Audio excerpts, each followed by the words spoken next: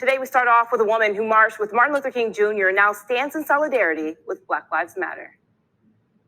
Miss Maddie. Yes. Where do we even start? Well, I don't know. The name Maddie Jones is synonymous with civil rights in Louisville. Born March 28, 1933, segregation was all she knew. But the harsh realities of racism greeted her when she applied for a clerk position at the University of Louisville. Even though she was qualified, Maddie was told the white women in the office wouldn't work with her. I was so mad and upset, and I was just furious. Anything you needed adjective to describe how I felt, I was that. And that anger fueled her. Maddie started working with the Black Workers Coalition, meeting civil rights leaders soon after. In steps Dr. Martin Luther King. In step Reverend Rap Abernathy. All of these people that was involved in leadership in the Montgomery boycott was walking in these doors, and oh, how excited I got. From there, the activism spread, and Maddie took her fight for equal rights. So I've been in North Carolina, South Carolina, across the country, Atlanta, Mississippi, Tennessee. I've been all over. She was there in Selma, Alabama on a day we'd all come to know as Bloody Sunday. I was in the group that crossed the Edmund Pettus Bridge. The first time they pushed us down and men covered our bodies. When I got up and could look around, I saw John Lewis on the ground and I thought he was dead. I seen him handcuff Dr. King. Take him away. And you still haven't stopped. Slowed up a little bit. I have slowed up, but I can't march like I used to. I don't sing like I used to, and I don't chant like I used to. The voice is not strong, but I do what I can. Until she can't anymore. See, I'm in the going class. I'm not in the coming.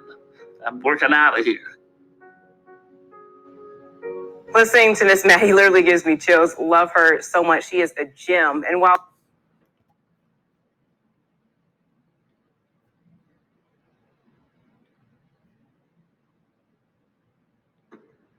Hi, my name is Kristen Pierce, and I'm a morning anchor at WHAS 11. We start work very early. A lot of you maybe still be sleeping, especially now with NTI.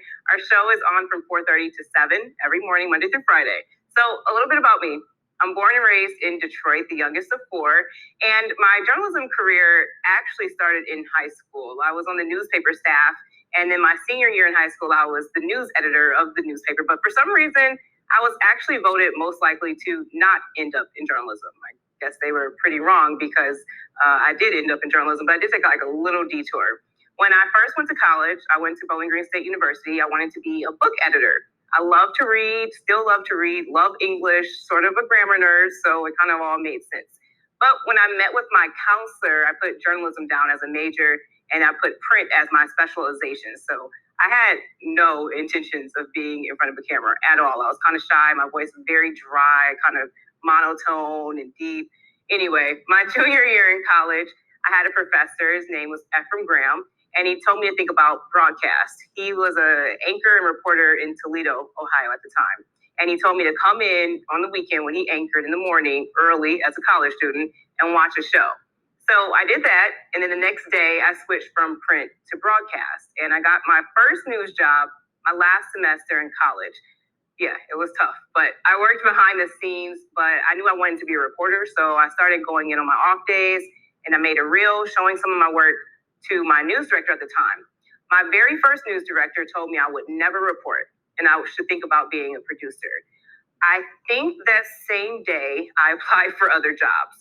And a few weeks later, I had another job offer and I was leaving.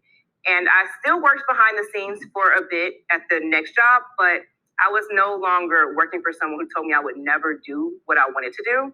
His no, for me at least, was not a no. It was a not with you. So I ended up leaving.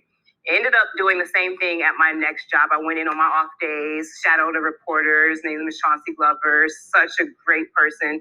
And I went in on my off days, made a reel there, and I got my first on-air reporting job in my hometown of Detroit. So I worked in Detroit as a reporter for about 3 years before moving to New Orleans for promotion as a weekend anchor.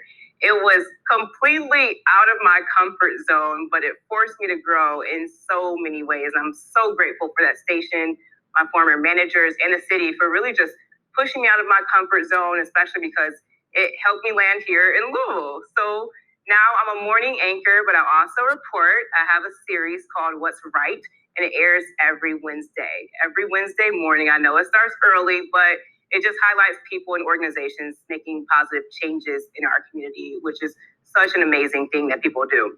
I absolutely love these kinds of stories. I love community service. I love meeting new people.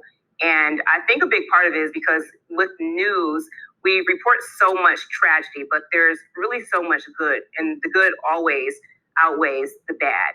And I don't like the notion of like people seeing the news cards and they're like, what are you guys here for? What happened?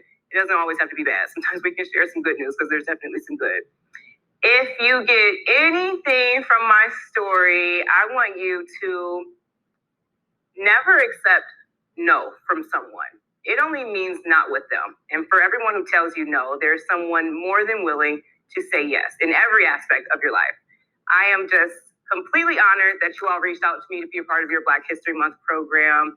So encouraged by you all, and just stay safe and stay focused.